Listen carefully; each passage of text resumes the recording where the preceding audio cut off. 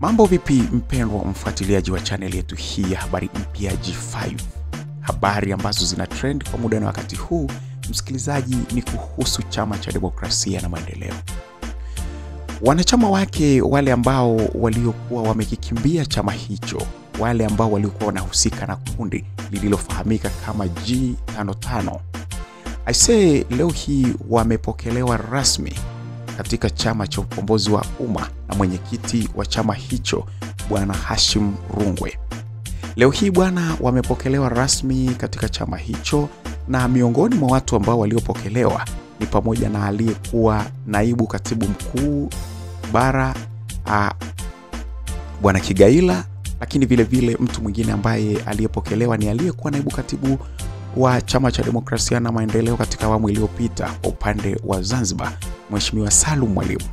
Lakini mwingine ni pamoja na aliyekuwa mwenyekiti wa kanda ya kati kupitia Chama cha Demokrasia na Maendeleo Chadema, anayefahamika kama Devota Minja, mwanamama huyu wa kule Morogoro. Mtu mwingine ambaye amepokelewa kule ni pamoja na aliyekuwa mgombea wa ubunge kule katika jimbo la Serengeti, anayefahamika kama Catherine Ruge. Hao bwana ni baadhi ya wachache tu ya wanachama ambao waliopokelewa katika Chama cha Ukombozi wa Umma chini ya mwenyekiti Hashim Rungwe. Lakini pamoja na hao, wameambatana na wanachama wengine wengi tu ambao nao pia siku hii ya leo wamepokelewa ndani ya Chama cha Ukombozi wa Umma. Msikilizaji na mfuatiliaji wa channel yetu hii ya habari mpya G5, swali ni je, linaweza likawa ni pigo kubwa sana ndani ya Chama cha Demokrasia na Maendeleo Chadema baada ya kuondokewa na wanachama wake hawa? Hayo bana, pamoja na hayo bana, wewe una maoni yako, basi toa comment yako kwamba wewe unafikiri kitu gani kuhusiana na hii hama ya wanachama wa Chama cha Demokrasia na Maendeleo.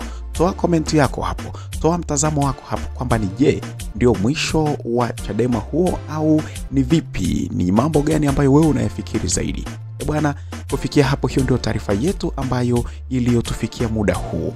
Angalia hapo katika picha, utaona mambo mengine mengi kuhusiana na Chama cha Demokrasia na Maendeleo Chadema. Hii ni habari mpya G5. Endelea kubaki na mimi. Bye bye.